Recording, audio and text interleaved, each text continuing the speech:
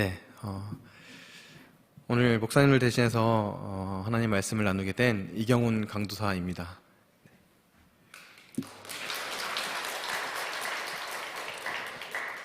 네, 떨리네요. 네, 우리 옆에 계신 분들 바라보시면서 한번 인사하도록 하겠습니다. 사랑합니다. 더 사랑하겠습니다. 한번 인사해 보도록 하겠습니다. 사랑합니다. 더 사랑하겠습니다. 네. 네, 혹시 인사 못 받으신 분 계시면 네, 손을 들어 표해 주시면 감사하겠습니다. 네, 우리 이번에는 옆에 계신 분들 바라보시면서 행복하십니까? 라고 한번 질문해 봤으면 좋겠습니다. 네, 행복하십니까? 네, 우리 내가 질문한 분이 네, 행복합니다 라고 주저없이 말했다 하는 분 한번 손 들어 보실까요? 네. 그러면 이번에는 많이 힘드시죠? 라고 한번 인사해 볼까요? 많이 힘드시죠? 네.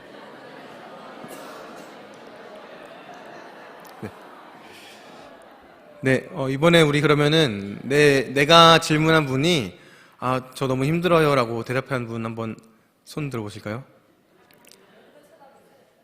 네. 네. 우리가 특별히 우리 우이중앙교회는 행복하다라고 고백하는 분들이 더 많이 계신 것 같아요. 불행하다라고 말하는 분, 힘들다, 괴롭다라고 고백하는 분들이 굉장히 적은 것 같아요. 그런데 목회데이터 연구소라는 조사단체에서 2019년에 한국인의 행복도에 대해서 조사를 했다고 합니다. 그런데 그 결과를 보니까 한국인의 행복도가 OECD 국가 36개 국가 중에 몇 위를 했을까요? 몇 위 정도 했을까요? 10위? 20몇 위. 네. 그 결과를 보니까 OECD 국가 36개 국가의 평균 점수가 10점 만점에 6.7점이었다고 해요. 그러니까 상대적으로 좀 낮은 편인 거죠. 그런데 그 36개 국가 중에 우리나라가 하위권에 속하는 30위에 이제 들었다고 합니다. 평균 점수보다도 좀 떨어지는 10점 만점에 5.9점. 그러니까 반절 정도는 나는 지금 불행하다라고 이야기했다는 거예요. 나는 행복하지 않다라고. 행복도는 이제 돈, 집, 취업, 가족 관계 이런 것들에 영향을 많이 받는데 얼마 전까지만 해도 외모 이런 것들이 행복 지수에 가장 큰 영향을 미쳤는데 최근에는 가장 중요하게 영향을 미치고 사람들에게 가장 중요한 가치로 여겨지는 게 돈이라고 하면 돈. 그래서 사람들이 돈만 있으면 다 된다.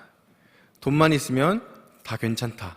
이런 인식들이 우리 안에 자연스럽게 생긴 것 같아요. 그렇게 사람들의 인식에 돈이 제일 좋다, 돈이 최고다 이런 인식들이 생기니까 자연스럽게 가족 간에도 친구 간에도 돈 때문에 다투기도 하고 심지어 살인사건이 일어나는 경우도 우리가 뉴스를 통해서 종종 보게 됩니다.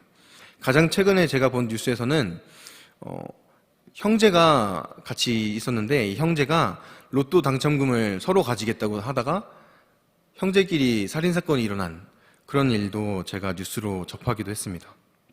이렇게 우리가 살아가는 이 세상이 생각보다 굉장히 답답하고 굉장히 막막한 삶을 우리들이 살아간다는 거예요.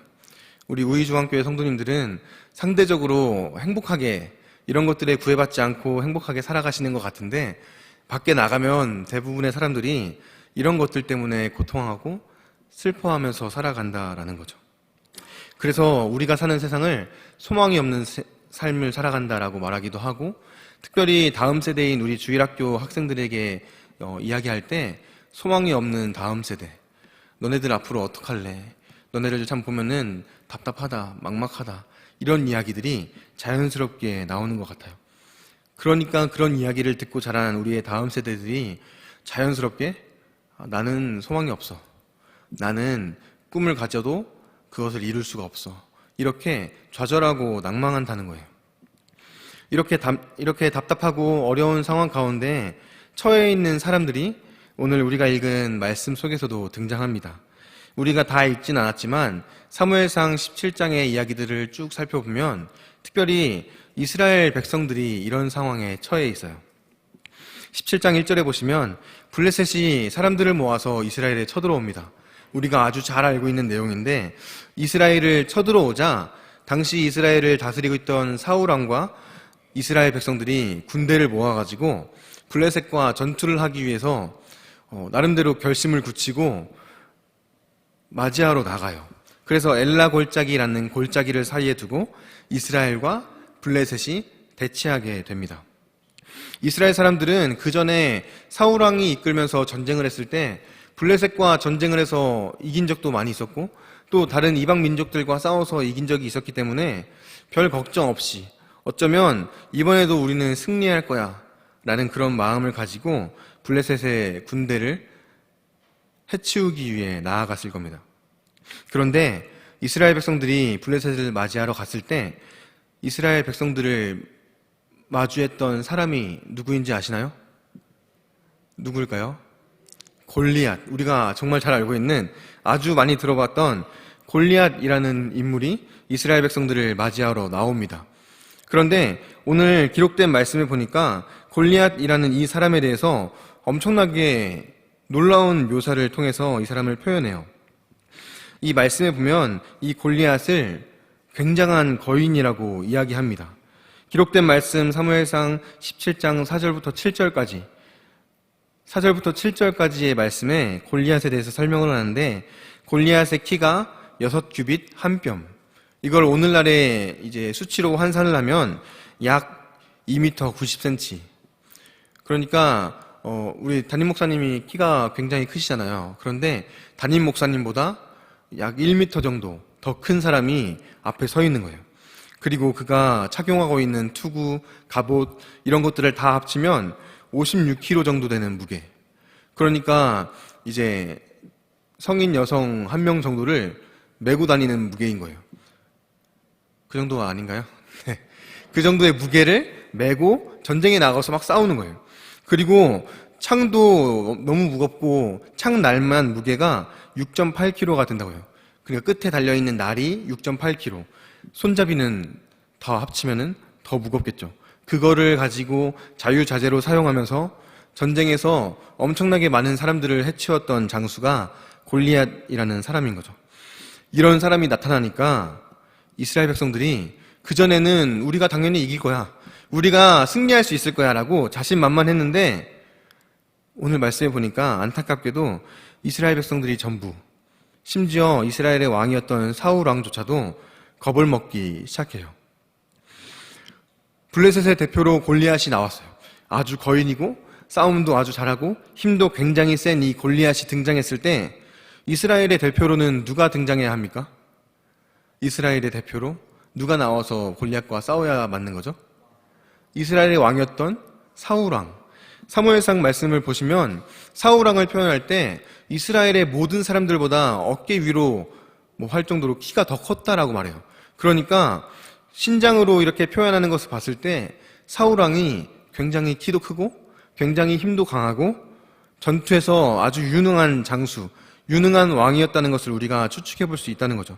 그러니까 이스라엘이 대표로 내보내야 될 사람, 백성들이 원하기 전에 이미 내가 나가겠다라고 이야기하고 나가야 될 사람은 사울 왕이었어요. 그런데 그 사울 왕이 가장 먼저 겁을 먹고 움츠러들기 시작해요. 오늘날에 우리가 이 세상을 살아갈 때, 특별히 교회에서 여러 가지 사역을 해 나갈 때 우리 교회 앞에서도 여러 가지 장애물들, 여러 가지 어려움들이 찾아올 수 있어요. 그때 누가 우리 교회의 대표로 나서야 합니까? 목사님? 아니면 사역자들? 맞는 말이지만 여기에 계신 여러분들이 대표로 나서야 돼요. 여기에 앉아서 하나님을 예배하고 있는 우리 모든 성도님들이 내가 우이중앙교회의 대표로 나서겠다라고 당당하게 외치면서 나서야 돼요. 교회가 일을 할 때 일꾼이 부족하다, 내가 하겠다. 교회가 선교를 하는데 뭔가가 부족하다, 재정이 부족하다, 내가 섬기겠다. 이제 13일부터 15일까지 중고등부와 수련회를 하는데 후원이 필요하다, 내가 하겠다. 권사님은 가만히 계세요, 제가 할 겁니다. 그렇게 말씀하셔야 돼요. 하실 수 있겠죠? 네. 그렇게 여러분들이 교회의 대표로, 여러분들이 가정의 대표로 맞서 싸워야 돼요. 그런데 지금 이스라엘 백성들은 그렇지 못했어요. 16절에 보니까 골리앗이라는 이 장수가 이스라엘을 조롱하기 시작해요. 특별히 이스라엘 군대를 모욕하기 시작해요. 그런데 40일을 밤낮으로 나와서 이스라엘을 모욕하기 시작해요. 40일 동안 모욕하고 조롱했다. 그 말은 40일 동안 이스라엘 백성들은 가만히 겁을 먹고 숨어 있었다라는 얘기죠. 40일 동안 사울 왕도 이거 어떻게 하면 좋나? 저 괴물을 누가 쓰러뜨릴 수 있을까? 그렇게 걱정만 하고 앉아 있었다는 거예요. 그렇게 잔뜩 겁을 먹은 이스라엘 백성들, 잔뜩 겁을 먹은 사울 왕은 싸울 생각도 없이 40일 동안 계속 숨어만 있었습니다. 그래서 블레셋 사람들은 단체로 계속해서 이스라엘을 조롱하고 모욕하기 시작했어요. 그때 오늘 말씀의 핵심 인물인 누가 등장하죠? 오늘 말씀의 핵심 인물인 다윗이 등장합니다. 다윗의 큰 형이었던 3명의 형이 있었는데 이들은 군대에 갈 나이가 되었고 병역의 의무를 감당해야 됐기 때문에 사울왕과 함께 전쟁에 나서 있었어요. 그러니까 이 3 형들도 같이 겁을 먹고 있었다는 거죠. 3명의 아들을 군대에 보내면서 걱정하고 있었던 다윗의 아버지가 아들들이 잘 있나, 다윗의 형들이 무사한가 그걸 확인하고 싶어서 다윗을 심부름을 보내요. 음식을 가지고 가서 형들에게 주고 또 치즈를 가지고 가서 형들의 상관에게 좀 주면서 형들을 만나서 이야기하고 그들이 안전하다는 증표, 그들이 무사하다는 증표를 좀 가지고 와라 라고 심부름을 보냅니다. 아버지가 들려준 음식들을 가지고 아버지가 심부름을 보내서 먼 길을 간 다윗이 이스라엘 군대가 자리하고 있는 그 진영에 도착해서 가장 처음 발견한 광경은 블레셋 진영에서 나온 한 거인이 이스라엘 백성들을 모욕하는 장면이었어요. 그리고 그 자리에서 다윗이 보인 반응은 그동안 이스라엘 백성들이 보인 반응과 전혀 다른 반응이었습니다. 그 당시에 이스라엘 백성들, 특별히 이스라엘 군대에 있었던 군인들은 어떤 반응을 보였냐? 야, 저 골리앗을 잡으면 현상금이 어마어마하대. 야, 누가 나가서 저 골리앗하고 싸워서 이기면 사울왕이 자기 딸을 준대. 그리고 세금을 평생 면제해 준대. 이런 이야기들을 하고 있는 거예요. 그러면서 내가 가야지라고 말하기보다 야, 그렇대. 이렇게 좋은 혜택이 있대. 이런 좋은 복이 있대. 누가 갈까? 누가 갈까? 이러고 얘기하고 있는 거예요. 교회에서 뭔가 사역을 하려고 하고 여러분들이 믿음을 가지고 세상에서 살아가려고 할 때 어려움이 닥쳐와요. 시험이 닥쳐오고 장애물이 내 앞을 가로막을 때 우리는 누구처럼 반응해야 합니까? 이스라엘 백성들처럼 야, 이런 거 하면 좋은 복이 있을 거야. 너 해볼래? 나는 아니야. 그렇게 자꾸 미루는 거야. 이스라엘 백성들이 그랬던 것처럼. 야, 교회가 이런 사역들을 2020년에 진행하는데 누가 할까? 나는 아니야. 그렇게 한 발을 빼고 멀찌감치 물러서서 쳐다보고 있는 거예요. 그런데 다윗은 다르게 반응했어요. 가만히 있는 사람들이 찾아가서 만나는 사람마다 이렇게 이야기하는 거예요. 저 블레셋 사람 할례받지 않은 이방인이 도대체 뭔데 하나님을 욕합니까? 도대체 뭔데 살아계신 하나님의 군대를 모욕합니까? 라고 이야기하는 거예요. 그러면서 군인 아저씨들한테 이렇게 이야기하는 거예요. 당시에 소년이었던 다윗이 아저씨 나가서 싸우셔야죠. 뭐 하고 있는 거예요? 아저씨 지금 그 차고 있는 칼을 가지고 나가서 저 골리앗을 쓰러뜨려야지 뭐 하고 있는 거예요? 라고 이 어린아이였던 다윗이 군인이었던 사람들을 막 책망하고 다니는 거예요. 만나는 사람마다, 지나다니는 사람마다 눈이 마주치면 다 가서 지금 뭐 하는 거세요? 왜 가만히 있으세요? 라고 막 이야기하고 다니는 거예요. 상상해보세요. 교회가 특별히 2020년에 새로운 사역들을 준비하고 사역을 감당하기 위해서 사역에 동참할 일꾼들을 기다리고 있는데 다 나는 아니야. 나는 나중에 좀 더 준비가 되면 해야지. 이렇게 미루고 있는데 갑자기 중고등부에 있는 학생이 막 돌아다니면서 집사님 뭐 하시는 거예요? 장로님, 지금 뭐 하시는 거세요? 장로님이 하셔야죠. 집사님이 하셔야죠. 이러면 여러분들은 어떻게 반응하시겠습니까? 자식이 이렇게 하시지 않겠어요? 어린 놈이 어디서 감히 어른한테 이렇게 오히려 혼을 내시겠죠. 다윗의 형들이 그렇게 했어요. 다윗이 막 돌아다니면서 뭐 하세요? 지금 가서 싸워야죠. 하나님을 모욕하는데 지금 참고 있는 겁니까? 막 이야기를 하니까 다윗의 형들이 이제 다윗을 불러요. 그러면서 분위기 파악도 못하고 지금 빨리 가. 뭐 이렇게 하고 있는 거예요. 그만하고 가. 너 굉장히 교만해. 지금 너 굉장히 겸손하지 못해. 라고 이야기하면서 혼내고 책망해요. 그때 다윗이 어떻게 반응했을까요? 주눅 들어서 집으로 돌아갔을까요? 아니요. 다윗은 형들이 이야기하는데 들은 척도 안 했어요. 그리고 돌아서서 만나는 사람마다 또 계속 이야기하는 거예요. 집사님, 교회에서 이런 걸 한대요. 동참하셔야죠. 권사님, 이런 걸 한대요. 이런 사역들을 한대요. 같이 하셔야죠. 장로님, 중고등부가 수련회를 간대요. 후원해 주셔야죠. 이렇게 막 이야기를 하고 다니는 거예요. 다윗이 만나는 사람들마다 찾아가서 이야기하는 거예요. 왜 그러고 있냐고. 왜 가만히 있냐고.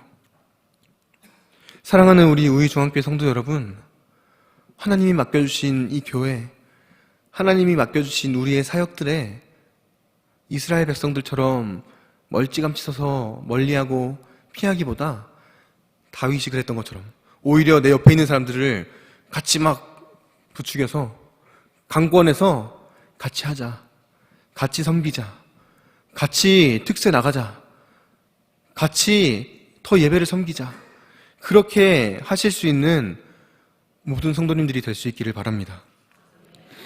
우리 목사님들이, 우리 전도사님들이 이런 것들을 부탁할 때 장로님 이런 사역들이 있습니다. 집사님 이런 사역들이 있습니다. 함께 하시죠. 라고 말씀할 때 네, 제가 하겠습니다. 제가 우리 종합교회의 대표로 나서겠습니다. 라고 담대하게 선포하며 나가는 우리 모든 성도님들이 될 수 있었으면 좋겠습니다. 다윗이 그렇게 여기저기 막 이야기하고 다니니까 그 이야기가, 그 소문이 사울왕의 귀에 들려요. 가만히 앉아서 그 이야기를 듣는 사울왕의 마음속에 이렇게 용기 있는 사람이 누구일까? 이렇게 용기 있게 군사들을 독려하는 사람이 누구일까? 라고 생각하면서 다윗을 부릅니다. 그런데 사울왕 앞에 섰던 다윗은 사울왕이 상상했던 그런 용사가 아니었어요. 사울왕은 아마 굉장히 키도 크고 몸도 좋고 막 힘도 세고 무기도 막 삐까뻔쩍한 거를 가지고 다니고 그런 장수, 그런 용사가 등장했을 것을 기대했을지도 몰라요. 그런데 불렀더니 조그만한 소년, 어린 아이가 자기 앞에 나오는 거예요. 그래서 사울왕이 33절에 이렇게 말합니다. 너는 소년이다. 넌 아직 어리다. 너는 싸울 수 없어. 돌아가. 그렇게 이야기해요. 그러자 다윗이 그때부터 자신의 믿음을, 자신이 경험한 하나님의 일들을 고백하기 시작해요. 제가 목자로서 양들을 돌볼 때, 맹수들이 양을 잡아갈 때 내가 그들을 잡아서 해치우고 양들을 구해왔습니다. 내가 엄청나게 큰 곰이 왔을 때도 그것을 쓰러뜨리고 양들을 지켰습니다. 난 할 수 있습니다. 나는 싸워서 이길 수 있습니다. 이렇게 이야기해요. 그 이야기를 들은 사울이, 오늘 우리가 읽진 않았지만 37절 말씀에 보면 이렇게 이야기합니다. 가라, 여호와께서 너와 함께 계시기를 원하노라. 사실 이 말씀만 보면 사울이 다윗의 이야기를 듣고, 그래 하나님 살아계시지, 그래 하나님은 일하시는 분이시지, 하나님은 능치 못함이 없으신 분이시지 라고 이야기하면서 너 가서 싸워라, 네가 하나님의 역사를 이루어라 라고 말한 것처럼 보일 수도 있어요. 그런데 제가 이 말씀을 읽다가 38절의 말씀을 보니까 조금 이상한 내용을 발견했어요. 38절에 사울이 자기 군복을 다윗에게 입히고 노투구를 그의 머리에 씌우고 그에게 갑옷을 입혔다고 말합니다. 그 당시 사울은 이스라엘 백성 중에서 가장 키가 큰 사람이었어요. 그가 입는 갑옷은 엄청나게 화려하고 큰 갑옷이었을 것이고 그가 쓰는 투구도 꽤 무거운 무게를 지닌 투구였을 거예요. 그런데 그런 갑옷과 투구를 다윗에게 씌우는 거예요. 야, 갑옷 가져와. 입어봐. 투구도 씌우는 거고 칼도 들어봐. 그러고 가서 싸워. 사울은 다윗을 인정해주고 칭찬해준 게 아니라 지금 다윗을 조롱하고 있는 거예요. 네가 뭘 한다고? 갑옷도 맞지도 않고 이 칼도 제대로 휘두를 수 없는 네가 뭘 한다고? 다윗을 조롱하는 거예요. 그때 다윗의 보인 반응은 막 분을 내고 화를 내고 나가버리고 도망치는 것이 아니었어요. 오히려 겸손하게 저는 이 장비들, 이 갑옷을 입고 싸우지 않겠습니다. 저한테는 맞지 않습니다. 제가 익숙한 것들을 가지고 나가겠습니다. 그렇게 이야기해요. 우리가 교회 안에서 사역을 하거나 세상에 나아가서 믿음을 지키면서 살기 위해서 몸부림치며 애쓸 때 이런 일들을 너무 자주 경험한다는 거예요. 사람들이 무시해요. 에이, 어떻게 할 수 있겠어? 사람들이 조롱해요. 네가 뭔데 나서? 네가 뭔데 그런 걸 할 수 있겠어? 다른 사람들이 더 잘할 텐데. 그럼 우리는 주눅 들고 그래 나는 아직 준비가 안 됐어. 그래 나는 이 일을 하기에는 너무 나이가 많이 먹었어. 그래 나는 이런 일들을 감당하기에는 너무 경험이 없어. 그러고 뒤돌아서서 도망쳐버려요. 그때 우리가 지금 이 말씀에 나온 다윗처럼 오히려 겸손하게 저는 이것들을 활용할 수 없지만 내가 익숙한 것을 가지고 교회를 섬기겠습니다. 내가 지금은 조금 부족하고 작고 연약하지만 내가 할 수 있는 최선을 다해서 섬기겠습니다. 그렇게 이야기하며 교회를 섬기고 더욱더 이 교회가 든든하게 서가는 하나님의 성전, 우리 중앙교회가 될 수 있었으면 좋겠어요. 그리고 나서 다윗이 자기가 익숙한 물건들을 찾으러 나가기 시작합니다. 40절에 보니까 손에 막대기를 가지고, 다윗은 목동이었어요. 목자. 그래서 양들을 치고 맹수들을 쫓을 때 사용했던 막대기를 가지고 시냇가에 가서 매끄러운 돌 5개를 챙깁니다. 물맷돌을 던질 수 있는 돌 5개를 챙겨요. 그런데 이 말씀을 읽으면서 혹시 왜 5개를 챙겼을까라고 생각해 보신 분 계신가요? 다윗이 왜 물맷돌을 5개를 챙겼을까? 골리앗한테 던졌는데 빗 맞아서 다시 2개를 던졌는데 안 맞아요. 또 다시 그렇게 5개를 챙겼을까요? 아니면 돌 5개를 챙길 때 하나는 믿음의 돌, 하나는 소망의 돌, 하나는 사랑의 돌, 뭐 이런 걸까요? 아니요. 다윗의 믿음이 여기서 드러나는 거예요. 제가 생각하는 다윗의 믿음의 하이라이트가 바로 이 부분입니다. 여호수아서 13장 3절과 사사기 3장 3절에 보면 블레셋에 대해서 이야기할 때 이렇게 이야기해요. 블레셋의 5 군주들. 블레셋은 5개의 부족이 연합한 연합체였어요. 그 말은 한 족속의 대표로 나왔던 골리앗, 그 외에 대표로 나갈 수 있는 사람이 몇 명이 더 있어요? 4사람이 더 있어요. 다윗이 믿음을 가지고 돌 하나당 한 사람이다 챙긴 거예요. 하나면 돼. 하나당 한 사람.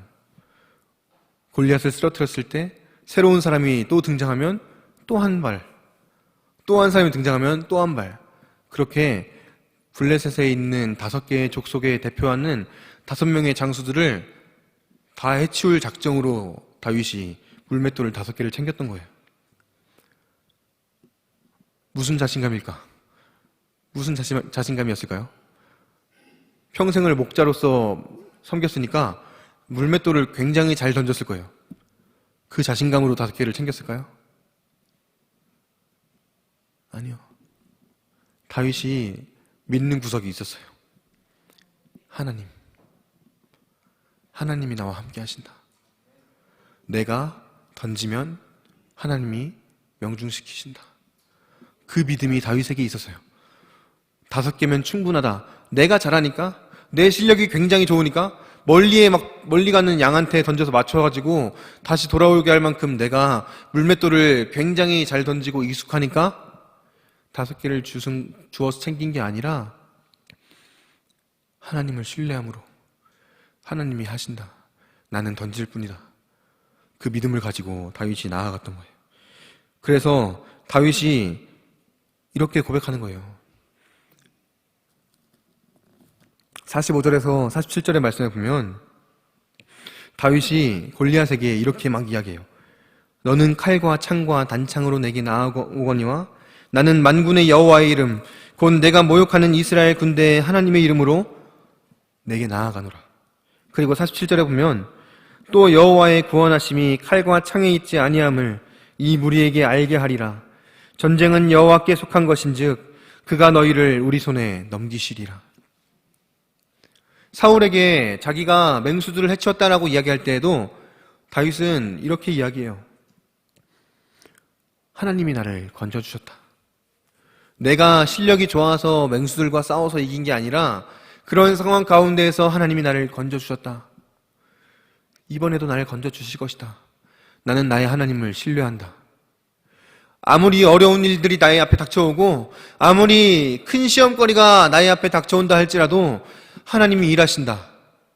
나의 하나님은 살아계신다. 하나님이 하신다. 그 믿음이 다윗에겐 있었던 겁니다. 그래서 골리앗을 대면한 다윗은 사울왕과 이스라엘 백성들이 겁을 먹고 잔뜩 움츠러 있었던 것처럼 겁먹고 움츠러들지 않았어요. 오히려 달려가기 시작해요. 혹시 아주 오래전에 했던 드라마 중에 야인시대라는 드라마를 보신 분들이 계실 겁니다. 야인시대라는 드라마에 보면 결투를 할 때 어떻게 하죠? 먼저 음악이 나와요. 따라다라라라 음악이 나오면서 두 사람이 어떻게 해요? 대치하죠. 그리고 막 빙글빙글 돌아요. 막 모든 싸움에서 다 그렇게 하더라고요. 모든 싸움에서 막 빙글빙글 돌아요. 그리고 한 대, 두 대 이렇게 주고받다가 또 거리를 벌리고 그렇게 이렇게 결투를 진행해요.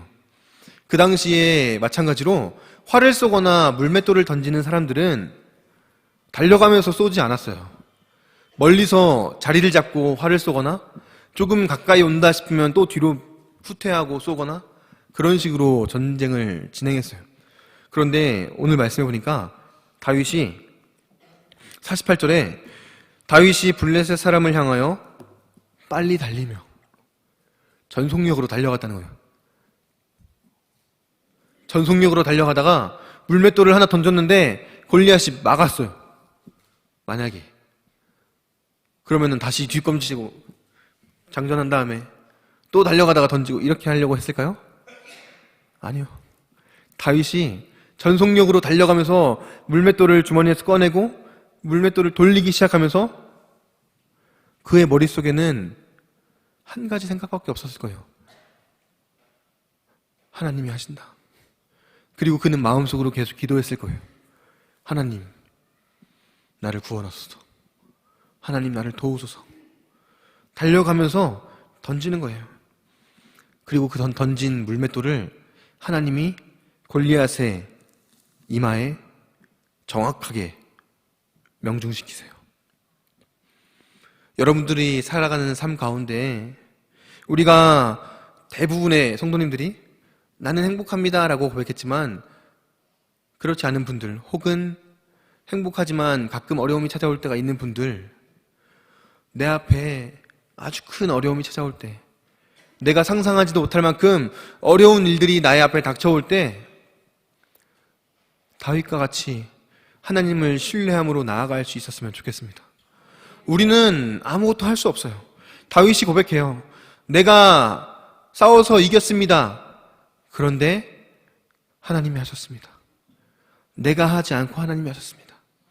우리가 어려움이 닥쳐올 때 기도하고 공동체 안에서 서로 그것을 나누고 서로 돕고 교회가 교회 되어지고 그렇게 어려움들을 극복해 나아갈 때 내가 잘나서 막 집사님 나한테 고마워해. 내가 기도해서 그래. 뭐 그렇게 물론 이야기하실 수 있겠지만 그 마음의 중심에 뭐가 있어야 된다고요? 하나님이 하셨다. 하나님이 이루셨다. 나는 아무것도 아니다. 그 믿음이 우리들의 삶 가운데 드러나야 합니다. 아무리 어려운 일들이 닥쳐올 때 교회의 사역 가운데 뭔가 큰 장애물이 가로막고 있을 때 우리가 뭘 해야 된다고요? 기도? 네. 기도도 당연히 해야 되죠. 하나님 나를 도우소서. 기도해야죠. 그리고 교회 안에서 솔선수범 하셔야 돼요. 제가 섬기겠습니다. 제가 하겠습니다. 제가 나서겠습니다. 제가 이것들을 함께 동참하겠습니다. 그렇게 나서셔야 돼요. 그렇게 교회가 하나 되어질 때 하나님의 놀라운 역사를 보게 될 줄로 믿습니다. 하나님이 놀랍게 역사하시고 우리가 계획한 것 이상의 놀라운 결과들을 우리 눈앞에 펼쳐 보여주실 것을 믿습니다. 저와 여러분들이 그런 믿음으로 2020년을 살아낼 수 있었으면 좋겠어요. 교회가 사역을 할 때, 우리가 무엇인가를 삶을 통해서 이루어갈 때 하나님을 신뢰함으로 다윗과 같이 담대하게 달려가는 거예요. 잘못되면 어떡하지? 실수하면 어떡하지? 뒤를 돌아보면서 잘못되면 저리 도망가야겠다. 그렇게 계산하는 게 아니라 100% 하나님을 신뢰하는 거예요. 하나님이 하신다. 실수하면 어떡하지? 실패하면 그런 생각 아예 하지 않는 거예요. 그냥 우리 머릿속에는 뭐만 남아요? 하나님이 하신다. 하나님이 이루신다. 그 믿음을 가지고 2020년에 우리 교회가 더욱더 튼튼하게 더욱더 강건하게 세워져 갈 수 있었으면 좋겠습니다. 한 가지만 더 말씀을 나누고 싶어요. 이스라엘 백성들이 골리앗을 마주했을 때 기대하고 있던 사람은 어떤 사람이에요? 아주 키가 크고 아주 힘이 세고 무기를 아주 잘 다루고 그런 용사를 기대했을 거예요. 그런데 이스라엘 백성들이 기대하던 그런 용사는 등장하지 않았어요. 아주 어린 소년 한 사람, 아주 보잘것없고 그 당시 사회에서 무시당하던 목동이었던 다윗이 그 자리에 등장하는 거예요. 저는 여기서 예수 그리스도를 봐요. 사람들이 기대하던 메시아, 그 당시에 이스라엘 백성들이 기대하고 고대했던 메시아는 흰 말을 타고 큰 칼을 차고 번쩍이는 갑옷을 입고 이스라엘을 구원할 그런 메시아를 기대했어요. 포로 생활로부터 그들을 구원할 메시아, 세상의 공격으로부터 그들을 구원해줄 메시아. 그런데 그들에게 나타난 메시아는 어떤 사람이었어요? 평범한 목수. 말보다 나귀를 타시는 분. 승리하기보다 패배하기를 선택하신 분.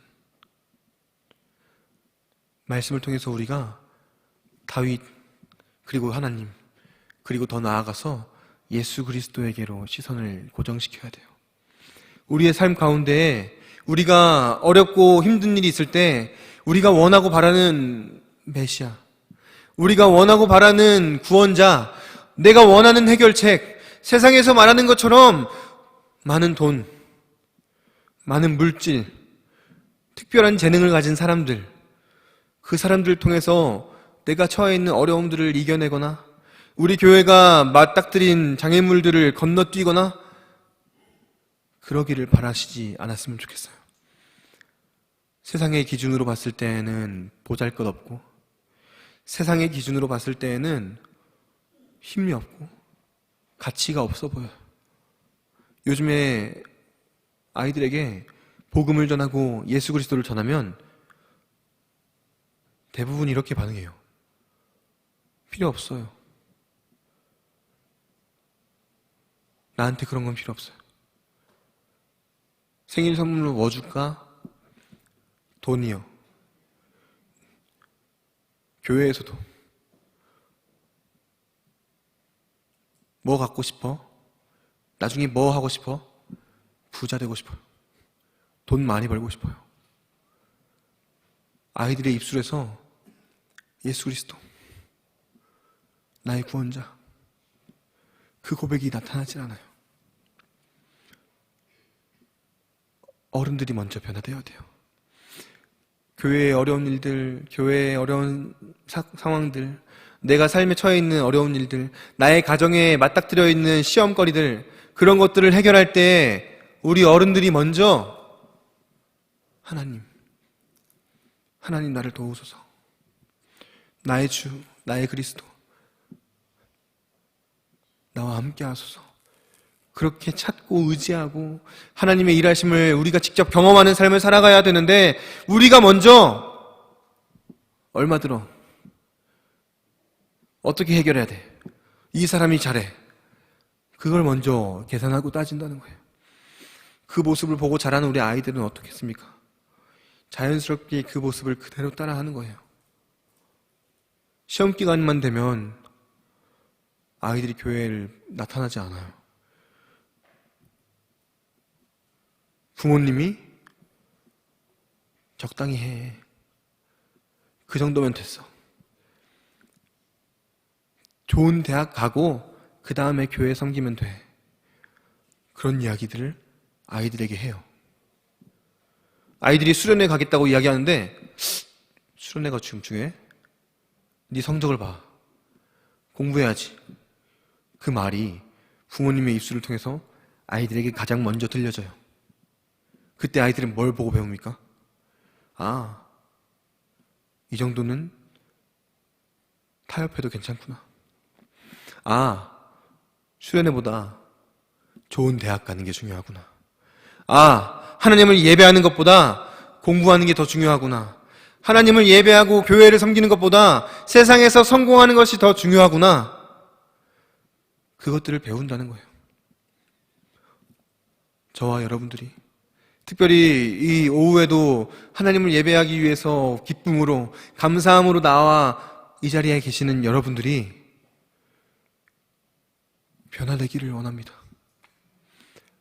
아이들에게 믿음의 본을 보이시는 거예요. 교회에서 성도님들에게 믿음의 본을 보이시는 거예요. 이거 이렇게 하면은 잘 할 수 있지 않을까요? 라고 이야기하는 분에게 기도합시다. 처음엔 좀 어색하겠죠. 처음엔 좀 이상할 수도 있어요. 익숙하지 않으니까. 그런데 우리 함께 기도합시다. 우리 함께 하나님 의지합시다.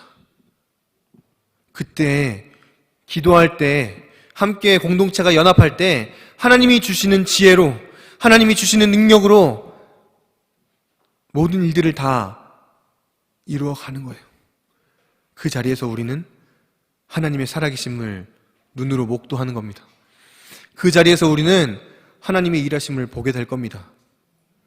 이건 저의 말이 아니라 성경에서 살아계신 하나님의 말씀이 우리에게 증언하고 있는 거예요. 우리에게 증거하고 있는 거예요. 하나님은 여전히 살아계십니다.